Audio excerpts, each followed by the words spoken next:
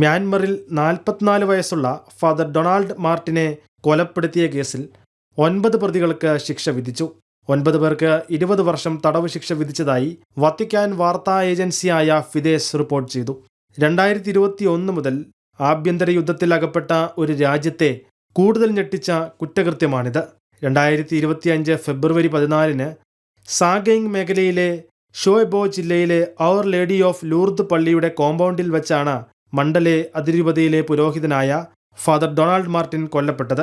അന്വേഷണങ്ങൾ പ്രകാരം കൊലപാതകം നടത്തിയ പ്രതികൾ മ്യാൻമർ സൈനിക ഭരണകൂടത്തിന്റെ നിയന്ത്രണത്തിൽ നിന്ന് നീക്കം ചെയ്യപ്പെട്ടവരാണ്. അവർ പീപ്പിൾസ് ഡിഫൻസ് ഫോഴ്സുമായി ബന്ധപ്പെട്ട പ്രാദേശിക സായുധ ഗ്രൂപ്പുകളിൽപ്പെട്ടവരായിരുന്നു. മുമ്പ് ബർമ എന്നറിയപ്പെട്ടിരുന്ന മ്യാൻമർ 2021 ഫെബ്രുവരിയിൽ സമാധാനത്തിനുള്ള നോബൽ സമ്മാന ജേതാവായ ഓങ് സാൻ സൂക്കിയുടെ ജനാധിപത്യ സർക്കാരിനെ അട്ടിമറിച്ച സൈനിക അട്ടിമറിക്ക് ശേഷം ആഭ്യന്തര യുദ്ധത്തിലൂടെയാണ് കടന്നുപോകുന്നത്.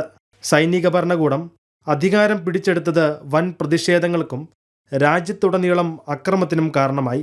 ഈ അടിച്ചമർത്തലിൽ ആയിരക്കണക്കിന് ആളുകൾ കൊല്ലപ്പെടുകയും 10,000-കണക്കിന് ആളുകൾ അറസ്റ്റിലാവുകയും അടിസ്ഥാന സൗകര്യങ്ങൾക്ക് വ്യാപകമായ നാശനഷ്ടങ്ങൾ സംഭവിക്കുകയും ചെയ്തു. ആക്രമണങ്ങളിൽ ഏറ്റവും പുതിയത് ഫെബ്രുവരി 6 ക്രിസ്ത്യൻ ഭൂരിപക്ഷ സംസ്ഥാനമായ ചിൻ സ്റ്റേറ്റിലെ മിൻഡാറ്റിലുള്ള സേക്രഡ് ഹാർട്ട് ഓഫ് ജീസസ് പള്ളിക്ക് നേരെയുണ്ടായ വ്യോമാക്രമണമാണ്.